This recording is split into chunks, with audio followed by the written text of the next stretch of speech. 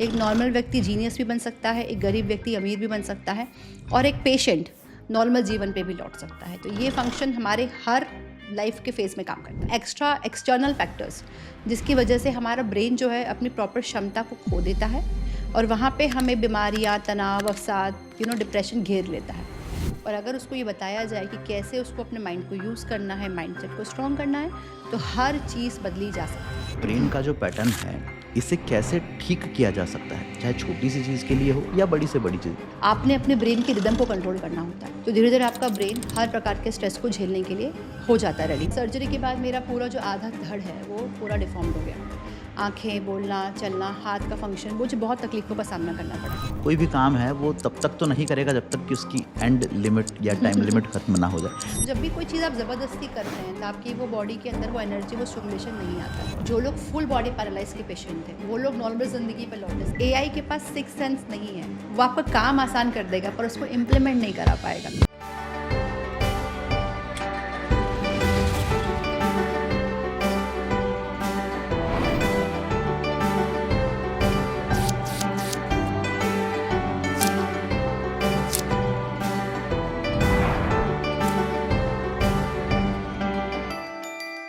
नमस्कार, स्वागत है आपका राहुल तिवारी पॉडकास्ट में। और आज हमारे साथ एक ऐसी मेहमान जुड़ रही हैं जिन्होंने इस पॉडकास्ट से पहले मुझसे जो बातें की उनने मेरा दिमाग जो है थोड़ा सा हिला कर रख दिया। कुछ ऐसी चीज़ें जो ज़िंदगी भर शायद हम सोचते ही नहीं हैं, कुछ ऐसा जो हमारे लिए बहुत ज़रूरी है मगर हम बहुत कम उसका ख्याल रखते हैं। और शायद यही कारण है कि जो कुछ भी हमारे साथ घटता है उसके लिए हम परिस्थितियों को दोष देते हैं, हालातों को दोष देते हैं, भाग्य को दोष देते हैं, लेकिन हम कभी ये नहीं सोचते कि शायद हमारे दिमाग के कारण ही ये सब हमारे साथ हो रहा है। आज हमारे साथ इस पॉडकास्ट में चर्चा करने के लिए मौजूद है सिग्मा स्पाइन स्पेशलिस्ट और भारत की पहली neuroplasticity coach doctor Neha Arora Verma, जो हमसे बात करेगी दिमाग के उन पैटर्न्स के बारे में जिन्हें जानकर हम बड़ी से बड़ी बीमारी को हरा सकते हैं, हम सब कुछ हासिल कर सकते हैं और हम अपनी ज़िंदगी को और ज़्यादा सक्सेसफुल और ज़्यादा खुशहाल बना सकते हैं। बहुत बहुत स्वागत है ma'am. Thank you so much for having me today. Ma'am, जब बात होती है न्यूरोप्लास्टिसिटी की और जैसा कि आपके इंट्रोडक्शन में हमने ये जाना कि आप देश की पहली न्यूरोप्लास्टिसिटी कोच हैं, क्या ये होता है और आखिर कैसे ये एक शब्द हमारी पूरी ज़िंदगी को बदल सकता है? देखिए, ये जो शब्द है ना, इसका पहले आपको मतलब समझना होगा। तो न्यूरोप्लास्टिसिटी बना है दो शब्दों से। तो फर्स्ट इज़ न्यूरॉन। न्यूरॉन और कुछ नहीं, हमारे ब्रेन के सेल्स का नाम है। और प्लास्टिसिटी मतलब हमारा जो ब्रेन का अडेप्ट करने का क्षमता है, उसको बोलते हैं प्लास्टिसिटी। तो ये वो हमारा इनबिल्ट फीचर है जो हमारे ब्रेन में ऑटोमेटिकली भगवान द्वारा बनाया गया है। पर कई बार because of stress, because of disease, because of anxiety, because of so many extra external factors, जिसकी वजह से हमारा ब्रेन जो है अपनी प्रॉपर क्षमता को खो देता है और वहाँ पे हमें बीमारियाँ, तनाव, अवसाद, डिप्रेशन घेर लेता है। तो न्यूरोप्लास्टिसिटी एक हमारा इनबिल्ट मैकेनिज्म है जो ब्रेन का सेल्फ मैकेनिज्म होता है, सेल्फ रेगुलेशन मैकेनिज्म उसको बोलते हैं। और जिसको सही करके, जिसके पैटर्न को समझ के हम ज़िंदगी में हर चीज़ हासिल कर सकते हैं। एक नॉर्मल व्यक्ति जीनियस भी बन सकता है, एक गरीब व्यक्ति अमीर भी बन सकता है और एक पेशेंट नॉर्मल जीवन पे भी लौट सकता है। तो ये फंक्शन हमारे हर लाइफ के फेज में काम करता है। बिल्कुल। तो ये जो न्यूरोप्लास्टिसिटी है इसकी किस तरह से शुरुआत की जा सकती है? अगर कोई व्यक्ति ये समझता तो है कि न्यूरोप्लास्टिसिटी ज़रूरी है, बट कैसे वो इसकी प्रैक्टिस करे, कैसे उसको अपने जीवन में जो है अपनाए, कैसे धीरे धीरे इस क्षेत्र में और ज़्यादा डेप्थ में वो जा सकता है? तो देखिए, न्यूरोप्लास्टिसिटी के समझने के पहले आपको समझना पड़ेगा कि हमारा ब्रेन फंक्शन कैसे करता है। जी। तो हमारे ब्रेन में दो पार्ट होते हैं। एक होता है हमारा कॉन्शियस माइंड, जैसे आप और मैं भी बात कर रहे हैं, हम सोसाइटी में जैसे रहते हैं। एक होता है हमारा सबकॉन्शियस माइंड। सबकॉन्शियस माइंड हमारा वो माइंड है जो हमें दिखता नहीं है, पर 98% जो फंक्शन है वो उसी को रेगुलेशन वहीं से होता है। अब हमारे ब्रेन में कुछ ऐसे एरियाज हैं जो हमारी पूरी पर्सनैलिटी को बनाएंगे। जैसे पहला होता है ब्रेन स्टेम। बिल्कुल। स्टेम मतलब वो जड़ जो उस प्लांट को जीवित रखेगी, मतलब वो स्टेम ब्रेन का जो ब्रेन को जीवित रखेगा। जितने भी हमारे वाइटल फंक्शंस है, breathing, heart rate, thermo regulation, सारा कुछ जो इनवॉलंटरी हमारे बॉडी में हो रहा है वो ब्रेन स्टेम करता है। बिल्कुल। सेकेंड, जब आप ऊपर आते हैं तो फिर आता है लिम्बिक सिस्टम। लिम्बिक सिस्टम हमारा इमोशनल सेंटर ऑफ इंटेलिजेंस है।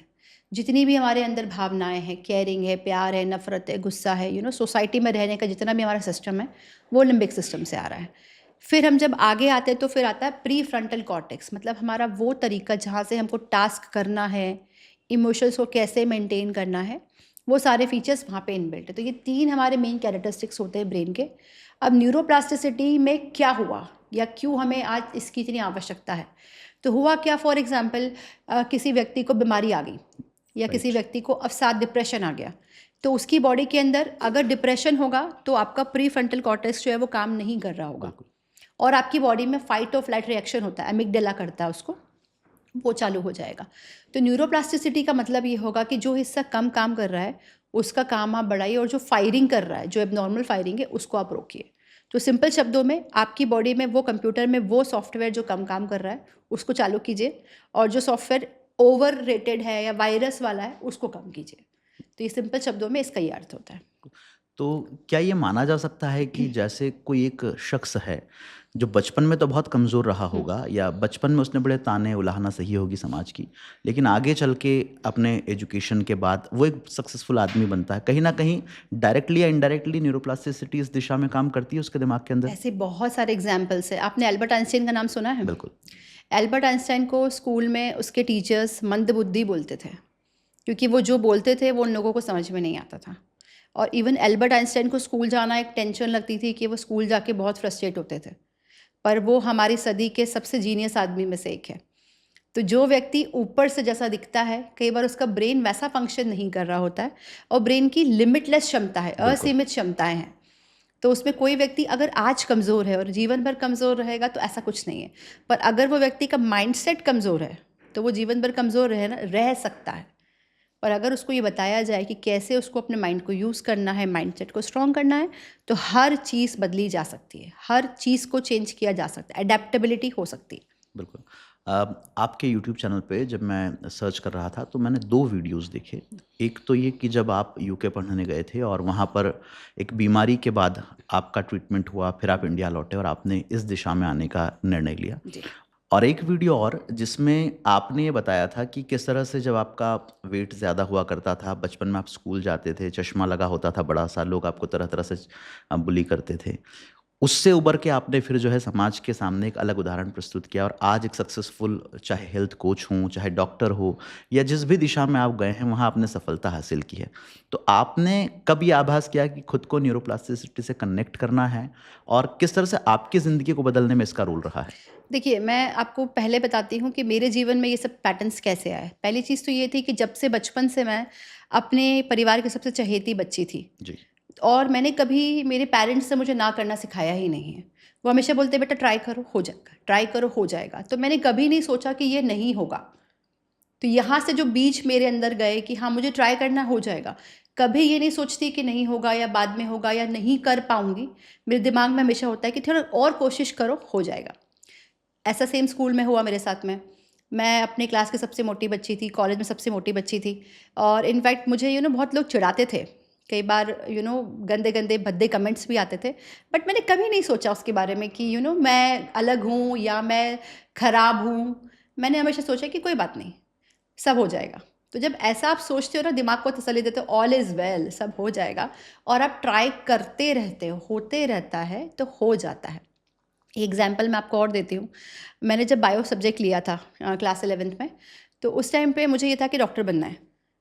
पर जब मैं एक्चुअली में मेरा कॉलेज में एडमिशन हुआ और जब मैं यहाँ पढ़ने आई, बिकॉज पहली बार हम घर से बाहर निकले और इतना एक्साइटमेंट, इतना वो एक अलग तरीके का एड्रेनलिन रश था बॉडी के अंदर। तो मेरी जो संगत पड़ी मेरे हॉस्टल में, वहाँ पे गलत लड़कियों के साथ संगत पड़ गई। तो हम लोग दिन भर सिर्फ पिक्चरें देखते थे, गाने सुनते थे, हम लोग मस्तियाँ करते थे, हम लोग पढ़ते नहीं थे। तो जो पहला साल का मेरा एग्ज़ाम था, उसमें नेक्स्ट ईयर जब पेपर था तो मुझे ये लगा कि मैं क्या लिख के आऊँगी। हम लोग बोलते थे कि पिक्चर की स्टोरी लिख देंगे, तो डीडीएलजे की स्टोरी मैंने बहुत जगह पेपरों में छापी।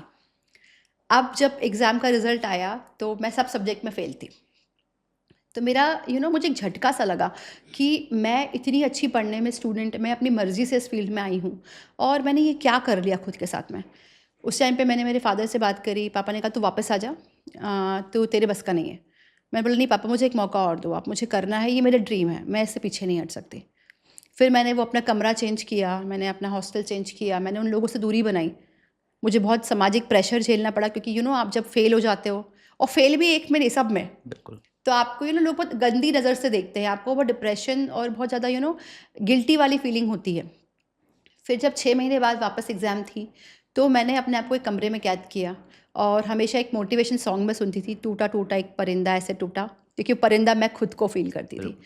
और वो गाना सुनते-सुनते मैंने इतनी कड़ी मेहनत करी कि जब दोबारा एग्ज़ाम हुई तो मैंने अपनी कॉलेज में टॉप किया और उसके बाद मैंने हर साल में टॉप किया।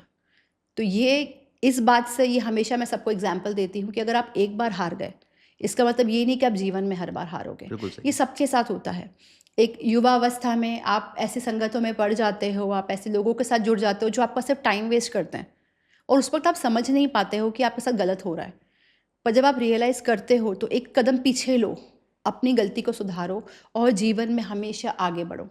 सेम चीज़ मेरे साथ यूके में भी हुई। मैं पीजी करने गई, वहाँ जाके मुझे मालूम पड़ा कि मेरा ब्रेन ऑपरेशन होना है। अब ऐसी कंडीशन थी कि मैं फ्लाई बैक भी नहीं कर सकती थी। मेरे पास बिल्कुल। कोई आ भी नहीं पाया बिकॉज़ पासपोर्ट नहीं थे मेरे घर वालों के पास में। सर्जरी हुआ, सर्जरी के बाद मेरा पूरा जो आधा धड़ है वो पूरा डिफ़ॉर्म्ड हो गया। आँखें, बोलना, चलना, हाथ का फ़ंक्शन, मुझे बहुत तकलीफ़ों का सामना करना पड़ा।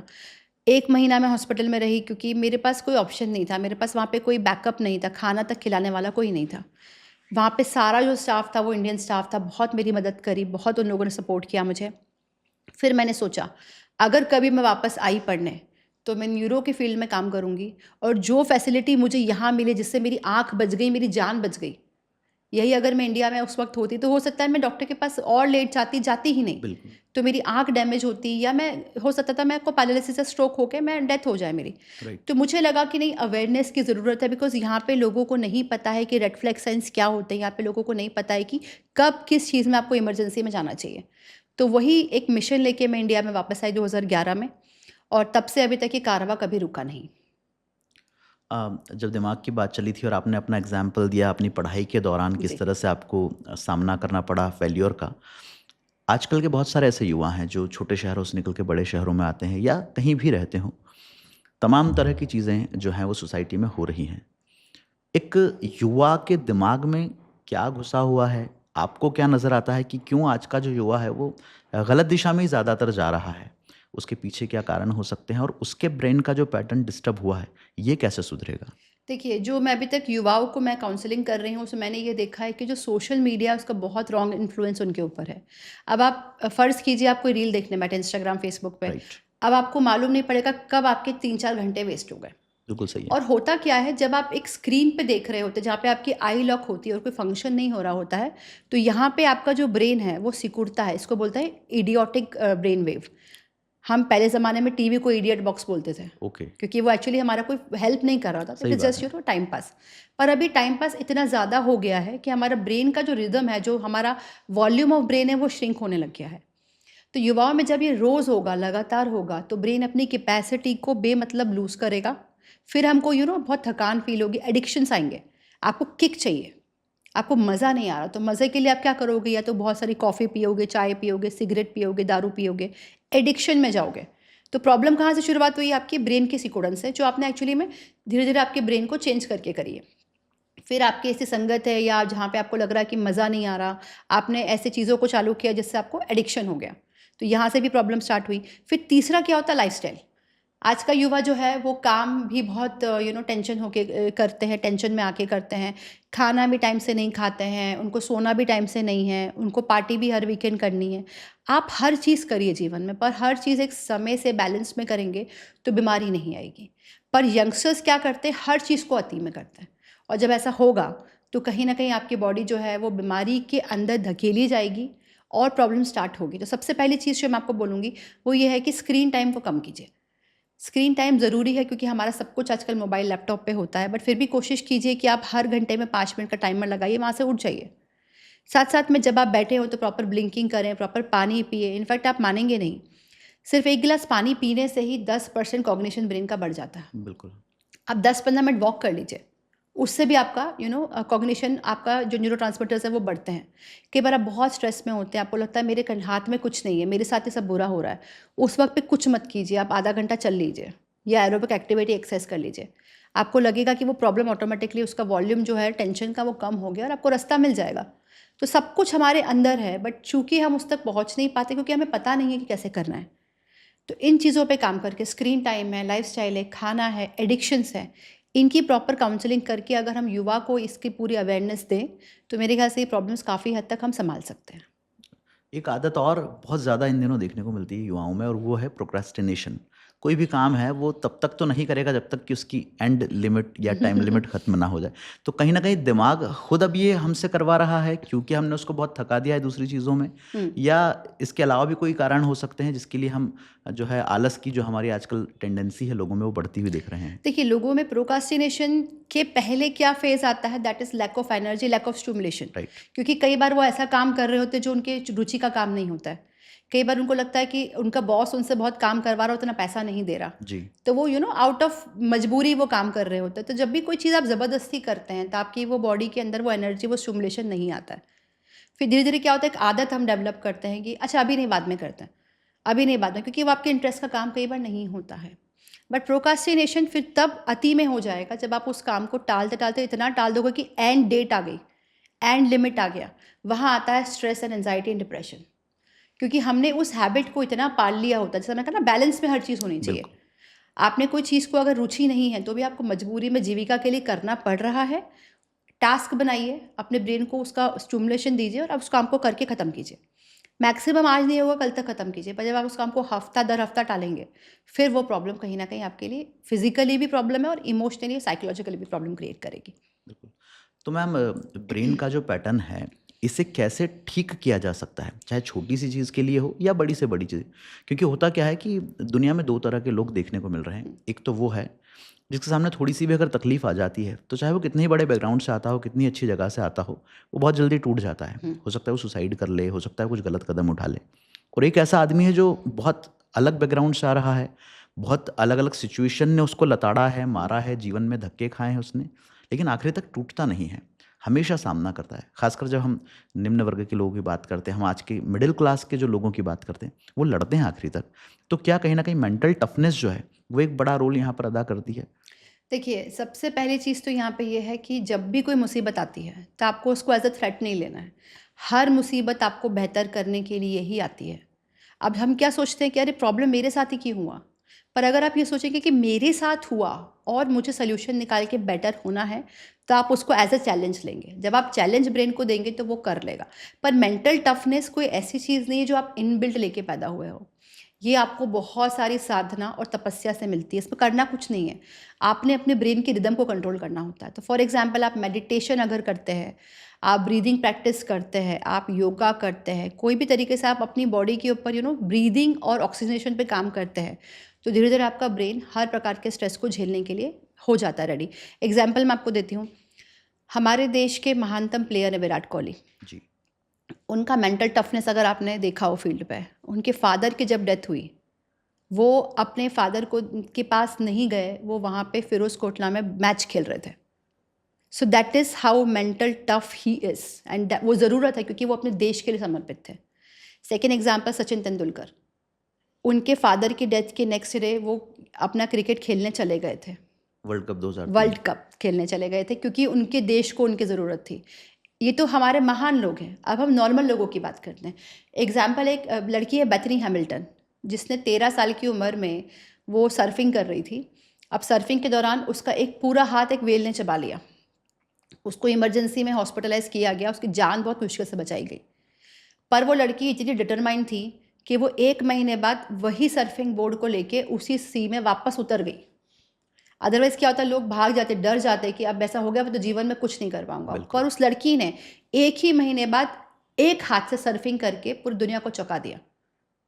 ऐसे कई सारे एग्ज़ाम्पल्स हमारे पास है। स्टीफन हॉकिंस, जिनको मोटर न्यूरॉन डिज़ीज़ है, जितनी ये एक धीमी गति से बढ़ता हुआ लकवा है, उन्होंने ऐसी-ऐसी थ्योरी दी जिससे हमारा साइंस और सब कुछ हमारा फ्यूचर चेंज कर दिया। ऐसे कई सारे एग्जाम्पल मैं आपको बता सकती हूँ जो मेंटल टफनेस के एग्जाम्पल है, जिन्होंने सिर्फ एक ही चीज़ करी, उन्होंने हार नहीं मानी, उन्होंने नेगेटिव नहीं सोचा। उनको लगा ठीक है, ये हो गया, मुझे मेरे लक्ष्य की तरफ तत्परता से बढ़ते रहना है। बस यही उनको हमसे अलग करती है। पर क्या ये नॉर्मल व्यक्ति कर सकता है? हाँ, अगर उसको ये जानकारी हो कि कैसे करना है, वो डेफिनेटली ये कर सकता है। एक एग्जाम्पल मैं आपको और देती हूँ। एक डॉक्टर है, डॉक्टर पॉल। जी। उनके फादर का नाम था पेड्रो। पेड्रो एक स्कूल में टीचर थे। पेड्रो के साथ अनफॉर्चुनेटली स्ट्रोक हुआ और बहुत सीवियर स्ट्रोक में वो चले गए। अब जब स्ट्रोक हुआ उसके बाद पेड्रो को डॉक्टर ने बोला गया कि ये कभी ठीक नहीं हो पाएंगे, ये कभी नहीं बोल पाएंगे, कभी नहीं चल पाएंगे और पढ़ा तो कभी नहीं पाएंगे, तो आप बस इनकी अब सेवा करो, आगे कुछ नहीं होगा। पर डॉक्टर पॉल ने ये बात नहीं मानी। डॉक्टर पॉल ने अपने फादर को यही बोला कि पापा आप ठीक हो जाओगे, हो जाएगा, आप बस चलता हुआ देखो, अपने आप को बोलता हुआ देखो और पढ़ाते हुए देखो। फादर ने भी डेडिकेटली बेटे की बात सुनी और मात्र 1 साल में वापस वो उसी स्कूल में पहुंच गए जहां वो पढ़ाते थे। 10-12 साल का जीवन जो था उनका, उन्होंने बहुत अच्छे से आगे निकाला क्योंकि काफ़ी उम्र थी उनकी, राइट। और अच्छी नेचुरल डेथ में वो गए दुनिया छोड़ के। पर जब उनके ब्रेन की ऑटोप्सी की, उसमें ये पाया गया कि जिस एरिया में उनको स्ट्रोक था वो 97% डैमेज ही था। तो पेड्रो ठीक कैसे हुए? सिर्फ 3% वो ब्रेन की क्षमता जिसको उन्होंने अडेप्ट करा और हार नहीं मानी, कंसिस्टेंटली अपने ब्रेन को पॉजिटिव सिग्नल दिया, उसने उनको अगले वो 12 साल दिए जहाँ पे वो नॉर्मल व्यक्ति से जीवन जी पाए। और 97% ब्रेन अभी भी डेड ही था। तो कैसे हुआ? ये ब्रेन की असीमित क्षमता का ही एग्जाम्पल है। और ऐसे कई सारे एग्जाम्पल्स मेरे पास मेरे क्लिनिक पे आते हैं। जो लोग बोल नहीं रहे थे उन्होंने बोलना चालू किया, जो लोग फुल बॉडी पैरालाइज के पेशेंट थे वो लोग नॉर्मल ज़िंदगी पे लौटे। सिर्फ डिफरेंस क्या है? उन लोगों ने हार नहीं मानी, और हार हम भी नहीं मानते। जब हमारे पास ऐसे मरीज आते हैं तो हम अपना 1000% उनको देते हैं, क्योंकि वो भी अपना 1000 देने को तैयार होते हैं। बिल्कुल। मैम, जब दिमाग की क्षमताओं की बात चली है, दिमाग को तकलीफ होती है, इस बारे में बात चली है, तो ये बताइए कि जब दिमाग परेशानी में होता है, तकलीफ में होता है, तो वो किस तरह से सिग्नल्स देता है हमें? क्या एक सामान्य आदमी समझ सकता है कि अब इसके दिमाग में कुछ न कुछ प्रॉब्लम है और उसे फिर अब डायग्नोस किया जाना चाहिए, आगे ट्रीट किया जाना चाहिए? क्या-क्या सिग्नल्स होते हैं दिमाग के? देखिए, कॉमन फीचर जो आता है, एकदम जब भी कोई प्रॉब्लम होगी तो आपको हाथ पैर में दर्द होगा, आपको थकान होगी, आपका बॉडी एकदम शट डाउन होकर नींद में लेटने को मांगेगा, एनर्जी जी। खत्म हो जाएगी। कई बार आप लेटेंगे, आराम करेंगे, आपको ठीक फील होगा। कई केसेस में आपको मेमोरी लॉस होगा, आपको चलने में अंदर आ जाएगा, आपका अनस्टेडी गेट हो जाएगा, और एक्सट्रीम केसेस में बोलने की प्रॉब्लम भी हो जाती है शुरू, स्लरीनेस हो जाती है स्पीच के अंदर। तो कुछ कॉमन फीचर्स हैं जो कॉमन बीमारियों में सेम चलते हैं, पर अगर वो ब्रेन का होगा तो साथ में हेडेक हो सकता है, चक्कर आना हो सकता है, माइग्रेन हो सकता है। और कई बार हम ये नहीं समझ पाते कि वो माइग्रेन नहीं है, वो बेसिकली ब्रेन का एक लक्षण है, और हम दवाई खाते हैं दर्द की और माइग्रेन को दबाते हैं। तो कॉमन फीचर अगर बार बार रिपीट होते, क्योंकि बॉडी का काम होता है सिग्नल देना, और सिग्नल को हम दबा देते हैं दवाइयों से। बिल्कुल। जब ऐसा होता है तो कई एक्सट्रीम केसेस में फिर ब्रेन फेलियर में जाता है। और टेम्परेरी इलाज, उसका उपचार भी नहीं है, वो नहीं, थोड़ा-सा टेम्पररी नहीं हो सकता, क्योंकि सिग्नल जो आपका है वो नेचुरल मैकेनिज्म है आपका। अगर आप उसको बंद कर देंगे तो आपकी बॉडी में प्रॉब्लम जो वो बताना चाह रहा है वो बता नहीं पाएगा। तो हर दर्द तकलीफ नहीं है, हर दर्द आपके लिए बुरा नहीं है। दर्द के पीछे का जो रीज़न है वो बहुत इंपॉर्टेंट है, जो भगवान द्वारा हमारे शरीर में बनाया गया है। किसी प्रकार का एडिक्शन मान लीजिए कोई व्यक्ति करता है, चाहे वो शराब हो, धूम्रपान हो या और भी कोई दूसरी चीज़ें हैं, ड्रग्स हैं, उससे भी ब्रेन की क्षमताओं पे फ़र्क पड़ता है? 101%। देखिए, ये एडिक्शन हम क्यों करते हैं? क्योंकि हमें किक चाहिए होती है, हमें मज़ा नहीं है, स्टिमुलेशन नहीं आ रहा होता। तो हम उसको पहले मज़े में करते हैं, लोगों की देखा-देखी करते हैं, बाद में वो हमारे लिए एक तकलीफ बन जाती है, एडिक्शन बन जाता है। पर हर बार जब आप एडिक्शन के पेशेंट को देखोगे तो उसको क्या लगता है, अगर मैं ये नहीं लूँगा तो मुझसे ये काम नहीं होगा, मैं अगर नहीं पीऊँगा तो मैं परफ़ॉर्म नहीं कर पाऊँगा। तो कहीं न कहीं वो एंग्ज़ायटी और परफ़ॉर्मेंस प्रेशर के चक्कर में वो एडिक्टिव हो चुका होता है। बिल्कुल। पर जब आप ऐसा करते हो या कोई ऐसा स्टिमुलेशन आप एक्सटर्नली हार्मफुल डालते हो, तो आपके ब्रेन के सेल्स जो न्यूरॉन्स हैं वो मरना शुरू होते हैं, ब्रेन सिकुड़ना शुरू होता है, और वो एडिक्वेटली अपने फंक्शंस को नहीं कर पाता, और लंबे समय तक ये होने पे वो परमानेंट डैमेज तक भी जा सकता है। डैमेज से बात हुई, आपने शुरू में कहा था कि जो आपने झेला है वो कम से कम भारत में अब दूसरे मरीजों को ना झेलना पड़े, इस तरह की तकनीक को आप भारत में लेकर आएंगी। 15 सालों में आपके क्लिनिक पर बहुत सारे मरीजों का ट्रीटमेंट भी आपने किया ही होगा। किस तरह से ये जो न्यूरोप्लास्टिसिटी है ये उनको हेल्प कर रही है? और चूंकि हमने वर्ल्ड लेवल पे जितने भी लोग हैं जिनको दुनिया जानती है उनके एग्जाम्पल से तो समझा ही है, लेकिन लोकल लेवल पे कुछ ऐसे हीरोज़ होते हैं जिन्होंने बहुत तकलीफ़ें सहने के बाद भी खुद को योद्धा की तरह साबित किया है। क्या आपकी नज़र में ऐसा कोई पेशेंट, ऐसा कोई केस आया जिसने आपको बहुत प्रभावित किया हो आपके क्लिनिक पर? ऐसे मेरे पास बहुत सारे एग्जाम्पल्स हैं, पर मैं आज बात करूंगी उन 3 लोगों के बारे में जिन्होंने 100% रिकवरी की है। तो हमारे पास एक पेशेंट थे जो बड़वानी से आए थे, जिनका फुल बॉडी पैरालिसिस था, मतलब गर्दन के नीचे कुछ भी नहीं चलता था। उनको 2 लोग उठा के लाते थे उनके बच्चे, और वो बिल्कुल लाचार थे, वो किस बैठ एज भी नहीं किस एज पाते के थे। रहे होंगे ये? उनकी एज थी 52-53 ओके। के करीब। अभी कार्यरत थे वो, और उनको ऑफिस के प्रेशर के चलते ही उन्होंने अपनी बॉडी को ख़राब किया था, और उनको पता था कि उनको सावधानियां लेनी, पर वो किसी वजह से काम के प्रेशर में ले नहीं पाए थे। जब वो यहाँ पे आए तो उनको इंदौर में सर्जरी का ऑप्शन दिया गया, पर सर्जरी बहुत रिस्की थी तो उन्होंने उसके लिए नहीं ऑप्ट किया। जब वो हमारे पास आए तो हमारे लिए भी बहुत बड़ा चैलेंज था कि भाई दोनों हाथ दोनों पैर पूरा धड़, ये कैसे वापस से ब्रेन कनेक्शन बनाएगा, कर पाएंगे नहीं कर पाएंगे। हमने बहुत डायलेमा में वो ट्रीटमेंट चालू किया। पहले 7 दिन हमको बहुत ज़्यादा सक्सेस नहीं मिली थी, पर कहीं ना कहीं प्रॉब्लम रुक सी गई थी, बिकॉज जब हम टेक्नोलॉजी के थ्रू पेशेंट को स्कैन करते हैं बिल्कुल। तो हमको उसका अंदर का एक एक हिस्सा कंप्यूटर द्वारा दिखाई देता है, तो हमें चीरा फाड़ी करने की ज़रूरत नहीं होती है। 15 डेज़ में अंकल के पैरों में मूवमेंट चालू हुआ, 25 डेज़ में हाथों में, और 3 महीने के अंदर अंदर वो वापस अपने शहर लौट गए, और 6 महीने के अंदर अंदर उन्होंने अपनी वापस नौकरी चालू कर दी।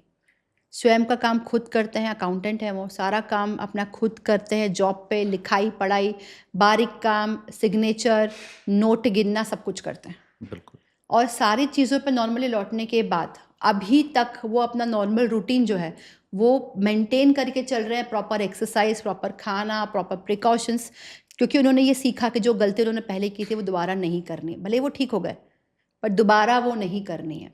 सेकेंड एग्जाम्पल, हमारे पास एक यंग लड़के का जो छत्तीसगढ़ से हमारे पास आया था। इस लड़के को भी जिम के चक्कर में स्ट्रोक हुआ, गलत खाना पीना, रॉन्ग सप्लीमेंट्स और ओवर एक्सरसाइज। जब वो आया तो उसको हल्का सा हाथ में पेन था, पर उसके बाद भी उसने उसको नेग्लेक्ट किया। रात को सो गया, सुबह उठा तो मालूम पड़ा कि ब्रेन डैमेज हो गया है। उसके साथ एक ही ज़िद थी कि मुझे वापस ठीक होकर जिम में जाना है, और जो उनकी एक गर्लफ्रेंड थी उससे शादी करनी है। बिल्कुल। तो उस मोटिव था उसके पास। मोटिव था उसके पास में, और वो लड़की भी बहुत सपोर्टिव थी। उस व्यक्ति ने 7 महीना जी तोड़ मेहनत करी, और मुझे बहुत खुशी हो रही बताते हुए, लास्ट नवंबर 2024 में उनकी शादी हो गई, और आज वो नॉर्मल ज़िंदगी जी रहे हैं। ऐसे एक पेशेंट हमारे पास रायपुर से आए थे जिनको बोलने में दिक्कत थी। एक एक्सीडेंट हुआ और बोलने वाला हिस्सा डैमेज हुआ। स्कूल में पढ़ाते थे पर पढ़ा नहीं पाते थे, क्या बोल रहे हैं क्या नहीं हो रहा, बच्चे बहुत मजाक बनाते थे उनका। तो भी उन्होंने अपना नौकरी, ना छोटे सरकारी नौकरी थी तो वो कर रहे थे, जैसे तैसे अपना काम चला रहे थे। जब वो हमारे पास आए, हमने उनका वोकल कॉर्ड स्टिमुलेशन किया और वो बोलने लगे, तो जो उनकी आंखों से आंसू निकले ना, वो मैं आज भी नहीं भूल पाती हूँ, क्योंकि इतने सालों की तकलीफ जो वो झेल रहे थे बिल्कुल वो सही बहुत है। साल पहले ठीक हो सकती थी। टेक्नोलॉजी भारत में आ चुकी थी पर उनको पता नहीं था। तो ये वो 3 एग्जाम्पल है जो 100% ठीक हुए हैं। ऐसे और भी एग्जाम्पल्स हैं जिन्होंने 80%, 85%, 70-75%, 90% तक रिकवरी की है। पर जब तक वो 100 नहीं होता है, हम उस चीज़ को एज ए एग्जाम्पल प्रोड्यूस नहीं कर सकते। पर बिल्कुल। 80 या 70 पे भी वो नॉर्मल ज़िंदगी पे लौट चुके हैं, बिल्कुल। तो उनके लिए तो उतना भी बहुत है। बट मेरे लिए 100% जब हम लिमिटेशन सोचेंगे, जब 100% की क्षमता है तो हम 70 पे कॉम्प्रोमाइज़ क्यों करें। सही बात है। तो हम वो कोशिश करते हैं कि पूरी तरीके से हमारा पेशेंट ठीक होकर ज़िंदगी पर लौटे। होता क्या है मैम कि जब हम इस तरह के केस का सामना करते हैं, एकदम से परेशानी होती है, तो मरीज़ दोनों तीनों तरफ से लाचार सा महसूस करता है। जब वो ट्रीटमेंट के लिए मान लीजिए किसी अस्पताल में गया, किसी अस्पताल में मशीनें नहीं हैं, किसी में डायग्नोसिस की सुविधा नहीं है, किसी में एक्सपर्ट डॉक्टर नहीं है, या उसके क्षेत्र में शायद इतना बड़ा अस्पताल ही नहीं है, जब वो कहीं पहुंचेगा तब तक परेशानी। अगर वो थोड़ा बहुत ठीक भी हो गया तो समाज फिर काफ़ी हद तक उसे निग्लेक्ट करता है। तरह तरह के जो है ताने, उदाहरण, उसको लगता है कि अब जो जो जीवन है वैसे ही जीना है मुझे। किस तरह से मेडिकल इंडस्ट्री का जो भविष्य है वो अब टेक्नोलॉजी के साथ बदलते हुए आप देखती हैं, और भारत में और किस तरह से टेक्नोलॉजी को अडॉप्ट करने की ज़रूरत महसूस हो रही है? देखिए, इसमें जो सिंपल आंसर मेरा होगा वो है एआई, क्योंकि एआई बहुत चल रहा है अभी, और हम सबको पता है कि एआई नाम का कुछ आया, पर क्या आया ये नहीं पता। राइट। मेडिकल फील्ड में वेस्टर्न कंट्रीज़ में इसके ऊपर बहुत सारा काम हुआ है, इंडिया में भी अब काम चालू हुआ है, और सेंट्रल इंडिया की अगर मैं बात करूँ तो हम लोग इसके ऊपर पिछले कई महीनों से काम कर रहे हैं। देखिए, जो प्रॉब्लम हो गई, ब्रेन की न्यूरोप्लास्टिसिटी पहले 6 महीने तक ही एक्टिव थी, उसके बाद रिकवरी कहीं ना कहीं रुक जाती है। जी। पर एआई के माध्यम से हम अभी के वर्तमान की उसकी स्थिति को जान के उसकी बॉडी में किस एरिया के न्यूरॉन्स फंक्शनिंग नहीं है उसको हम एक्टिवेट कर सकते हैं, और रोबोटिक्स के माध्यम से हम उस एरिया का रिहैबिलिटेशन, रिकवरी भी करा सकते हैं। फिर वो हाथ का एरिया हो, पैर का हो, दोनों हो, और बोलने का एरिया हो, या बॉडी का कोई भी पार्ट हो।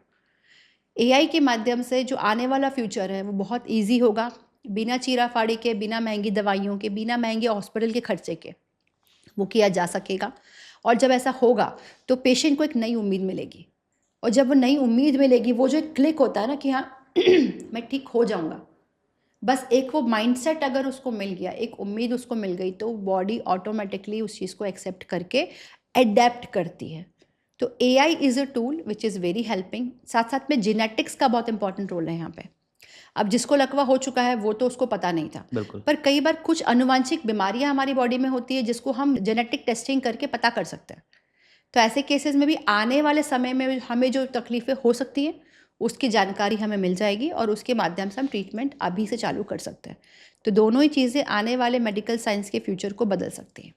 और दोनों अलग-अलग तरह से कहीं न कहीं जो है नज़र आ रही हैं। जी। एआई की आपने बात की, भारत में भी इसका चलन बढ़ा है कुछ? क्या ऐसी मशीनें भारत में आ गई हैं जो ब्रेन की जिस तरह से आप कह रहे हैं कि सारी स्कैनिंग करेगा, बीमारी का पता लगाएगा, एडवांस स्तर पे बताएगा कि क्या हो सकता है। क्या इंडिया में इस तरह की मशीनें आ चुकी हैं, अवेलेबल हैं? और अगर है, तो किस तरह से ये फ्यूचर बदल रही है? किस तरह से जाँच में कुछ ऐसी बातें निकल कर आ रही जो अभी तक एमआरआई वगैरह में हम नहीं सुन पाते थे? जी हाँ, ये मशीन है, ये सॉफ्टवेयर इंडिया में अवेलेबल है। इसके अलग-अलग टाइप्स होते हैं। जी। तो कई बार ये सिर्फ बच्चों पे टेस्ट करने के लिए या फिर ऑटिज़्म पे टेस्ट करने के लिए बनाया जाता है। तो अलग-अलग फीचर्स के सॉफ्टवेयर इंडिया में अवेलेबल है। इनफैक्ट कुछ महीनों से हम लोग भी यहाँ पे इंदौर में इसको इस्तेमाल कर रहे हैं, और रिज़ल्ट बहुत अच्छे हैं। बिकॉज़ क्या होता है, अभी आपने पेशेंट की जब मेडिकल रिपोर्ट आती है, एमआरआई आती है, आपको ये पता होता है कि ये भाग डैमेज हो गया। पर जब हम उसका ब्रेन स्कैन करते हैं, हमको उसकी पर्सनैलिटी, उसके ट्रेट्स, उसका टाइप क्या है वो पता चलता है। जैसे फॉर एग्जांपल कुछ पेशेंट्स जो होते हैं वो बहुत एग्रेसिव हो जाते हैं स्ट्रोक के बाद में, बिल्कुल। जो पहले एकदम शांत व्यक्ति होता है, पर अब ये उसका जो फीचर है ये लकवे के बाद का फीचर है। अब जब हमें ठीक करना है, काउंसलिंग करनी है, तो हमें ब्रेन का कैरेक्टरिस्टिक क्या है, अगर वो पता होगा तो प्रॉपर काउंसलिंग उनके उनके परिवार की हो जाएगी। तो इससे वो भी परेशान नहीं होंगे और रिकवर कर पाएंगे। जो घर वाले फ्रस्ट्रेट हो गए कि ये सुनते ही नहीं हैं, एग्रेसिव हो गए, हमको मारते हैं, गाली देते हैं, सामान फेंकते हैं, ये ऐसा क्यों करते हैं, उनको भी जवाब मिलेगा कि हुआ क्या। तो सॉफ्टवेयर के माध्यम से, क्योंकि ये नॉन इन्वेजिव है, इसमें कोई प्रकार की रिस्क नहीं होती है, सिंपल एक ईजी कैप पहना के इसको आप रिकॉर्ड कर सकते हो, बिल्कुल। एनालिसिस कर सकते हो, और आप पेशेंट की better recovery plus better counselling कर सकते हो। तो एआई ने लाइफ बहुत ईजी बनाई है। और बीच में एक चलन था कि एआई आएगा तो डॉक्टर्स को रिप्लेस कर देगा। बहुत लोग बोलते थे ऐसा। यस, बट एआई के पास सिक्स सेंस नहीं है। वो आपका काम आसान कर देगा पर उसको इम्प्लीमेंट नहीं करा पाएगा। तो डॉक्टर्स की ज़रूरत अभी भी है और आगे भी रहेगी। बिल्कुल, थोड़ा एडवांस बस उसका वर्ज़न है कि कम से कम उसको समझ के और हम आगे के स्तर की जो है कार्रवाई या उसका ट्रीटमेंट वो कर सकें। जी, जी, बिल्कुल, बिल्कुल। बिल्कुल। एक शब्द और आपने इस्तेमाल किया था, जीन्स और जीनोम। या जीनोम थेरेपी क्या काम करेगी इस दिशा में, मेडिकल हिस्ट्री में खासकर? और ये जो जीनोम थेरेपी है, ये किस तरह से एक व्यक्ति के पूरे जीवन का जो एनालिसिस है, वो डॉक्टर तक पहुँचाने का काम करती है? देखिए, पहले तो ये समझते कि होता क्या है। हम सबके अंदर एक इंस्ट्रक्शन मैनुअल बन के आया है। हमारे डीएनए में 2 पेज होते हैं, जैसे हर पेपर के 2 पेज है, वैसे डीएनए के 2 पेज है। एक बिल्कुल। पेज पापा ने लिखा है, एक पेज मम्मा ने लिखा है। तो वो दोनों के ही जीन्स हमारे अंदर आएँगे। अब उसी जीन में अगर कोई ऐसा हिस्ट्री है, cholesterol, diabetes, kidney problem, heart problem, जो हम टेस्ट करके पता कर सकते हैं अपनी लाइफ में, तो हम अभी से जानकारी के साथ उसका समाधान भी कर सकते हैं। पहले के लोगों को मालूम नहीं होता था, अचानक प्रॉब्लम आती थी। आज भी ऐसा नहीं है कि आपको मालूम होगा तो आपका ज़िंदगी 100% सेफ हो गया। पर जानकारी से आप उस सारे कदमों को उठा सकते हो, प्रिकॉशंस को उठा सकते हो, जो उस प्रॉब्लम को रोकने के लिए यूज़फुल है। तो जीनोम टेस्टिंग और कुछ नहीं है, आपके इंस्ट्रक्शन मैनुअल को निकालने की एक रिपोर्ट है, जो लगभग 500 पेज की रिपोर्ट होती है, जिसका एनालिसिस सलाइवा के थ्रू हम लोग कर सकते हैं। और इससे हमारा काम इसलिए भी आसान हो गया, सब काफ़ी सारी बीमारियां होती हैं, जैसे for example motor neuron disease, Parkinson's या मस्कुलर डिस्ट्रॉफी ही मान लो आप, तो ये आनुवांशिक बीमारी है। तो जिनके घरों में मदर फादर सफ़र कर रहे हैं, तो वो बच्चे काफ़ी डरे हुए रहते हैं कि हमें तो नहीं होगा, हमको तो नहीं प्रॉब्लम हो जाएगी, क्योंकि वो होते कि हमें ऐसे ज़िंदगी नहीं चाहिए। तो उन लोगों के पास एक समाधान निकल के आएगा कि क्या उनके अंदर वो प्रॉब्लम आने की संभावना है, और अगर हाँ, तो वो क्या-क्या चीज़ों को अभी से बदल दें।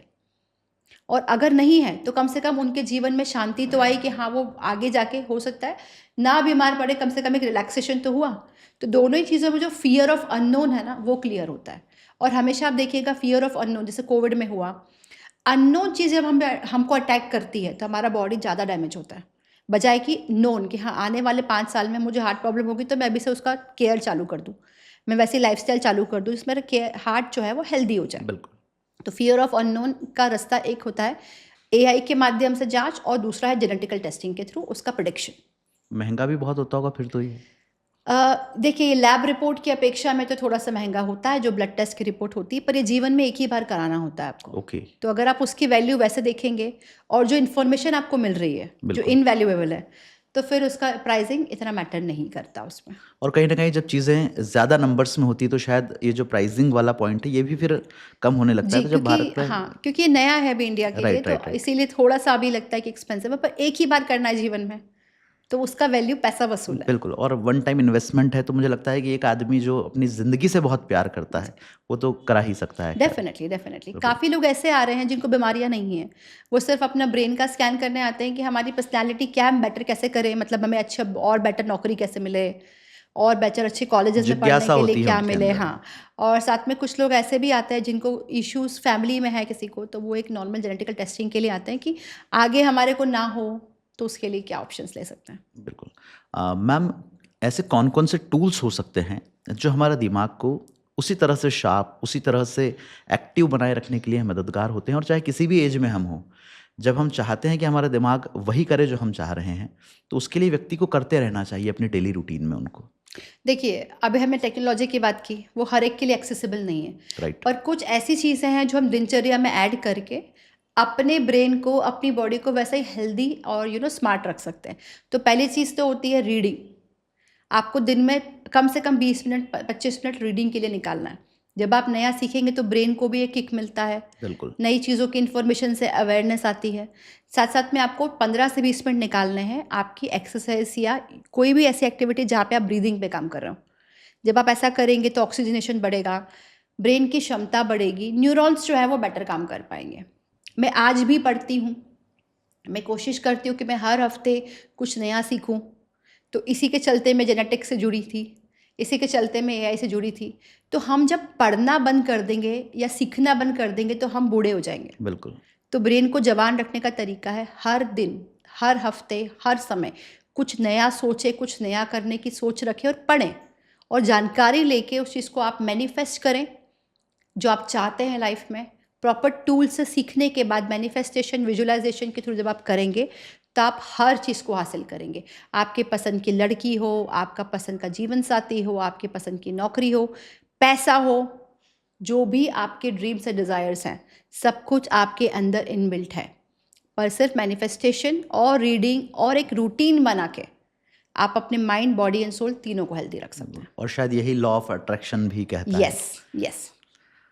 तो डेफिनेटली आज ये जो ख़ास चर्चा डॉक्टर नेहा अरोरा वर्मा ने हमारे साथ की है, हम उम्मीद करते हैं कि ब्रेन के फंक्शन और न्यूरोप्लास्टिसिटी को समझने में आज का ये पॉडकास्ट आपकी ज़रूर हेल्प करेगा।